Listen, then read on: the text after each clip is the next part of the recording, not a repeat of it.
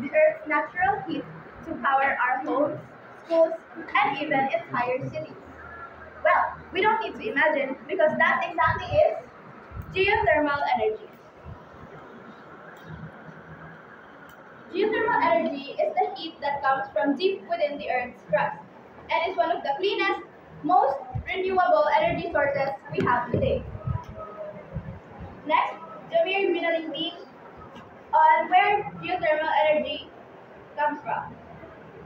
So, where does geothermal energy come from? Geothermal energy comes from certain places that are hot, that has hot temperature. For examples of this are tectonic plate boundaries, volcanoes, and hot springs. In these regions, we can drill wells to access the heat in the form of steam or hot water, and use it to generate electricity or directly heat buildings.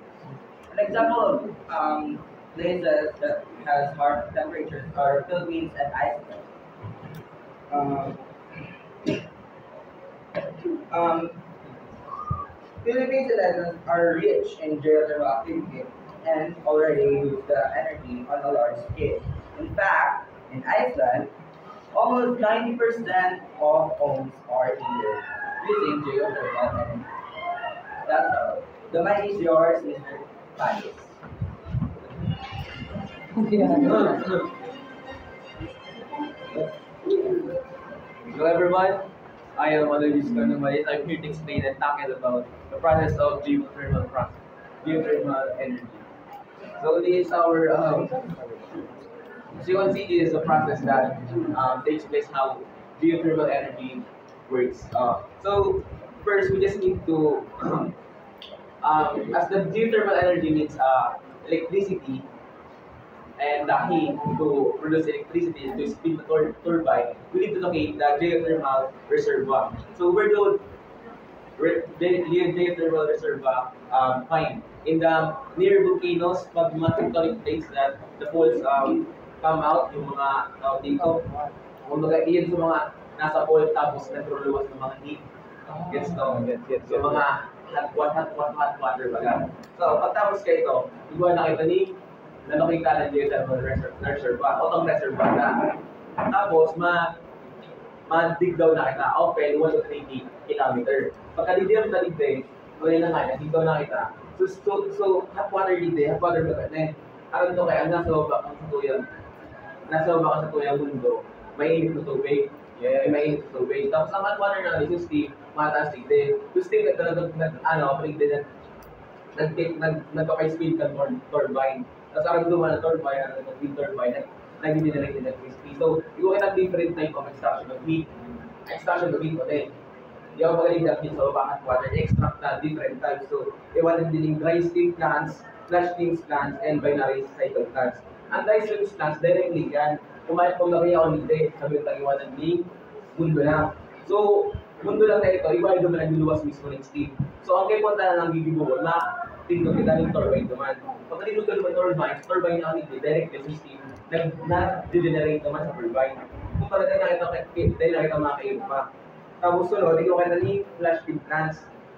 Yung hindi is hot water. So hot water, nag-degenerate yung steams. Tapos, kung yung gawin sa process na kung yung cycle vice versa pagka-generate na yung steams, yung condense mag-aray. Di ba, around this tubig, iligib mong gas. So gas, iligib mong tubig. Evaporation at condensation. Para ma-preserve ulit sa tuyang geothermal energy, para ma-process. Aram do kayo, pag balik yan, pressure yan. Aram do pressure cooker. Yes. So pressure cooker, pag nagpara release ng pressure duman, o kaya nagparakuha kayo ng pressure duman, ano mangyayari dito? So pressure din mo control. Hindi mawawala ng geothermal. So ang kaya tapos na magkuha ng pressure, to steam, para sa turbine, nag-generate ng electricity, turbine na malibigay na sa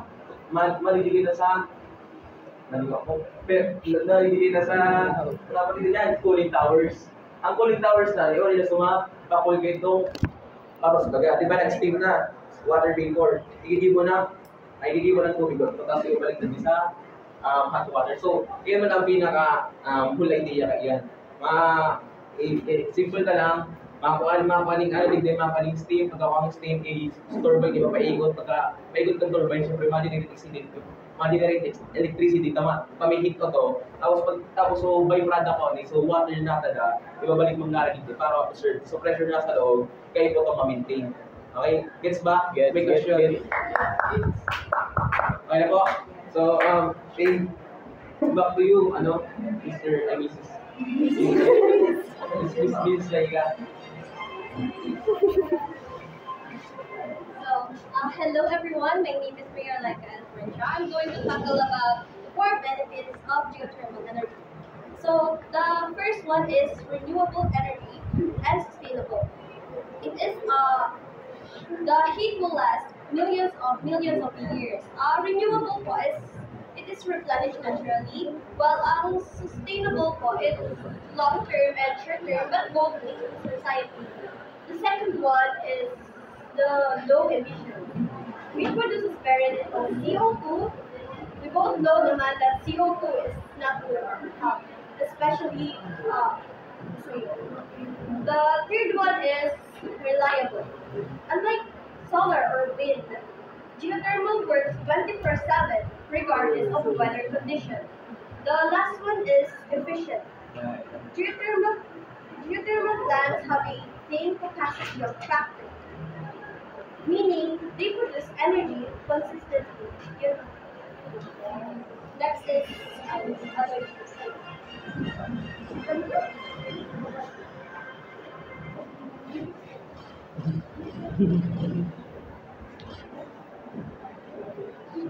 We're here now for the 4 differences and limitations of applying geothermal energy in our country.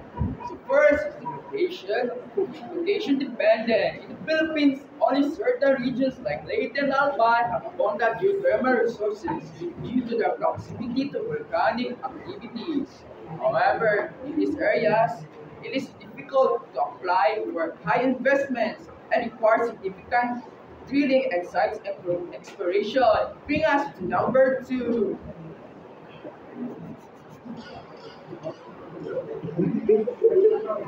The high upfront costs. During the construction of the thermal plant in one province, residents reported minor earthquakes and concerns about land sinking, which raised environmental concerns. Bring up to number 3.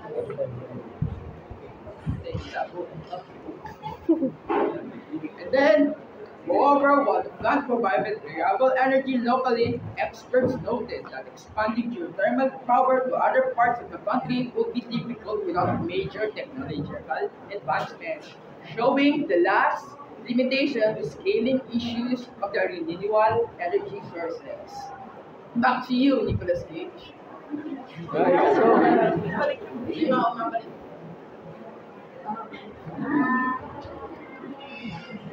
Wow, that was a nice report by our handsome reporter. So, summary about thermal energy. So, applying geothermal energy is an incredible step to move away from fossil fuels and climate change. It's already proving itself in places such as Iceland, Kenya, and even the Philippines. Did you know that the Philippines is the third most? Yes, thank you. The third largest thermal energy. If we continue investing in geothermal tech, we could unlock a future where clean, reliable, and right beneath on our feet. So next time, when you feel warm from the earth, hindi ako yan. Mainit talaga. Remember, it might just be the future of energy. Nagkat na pala.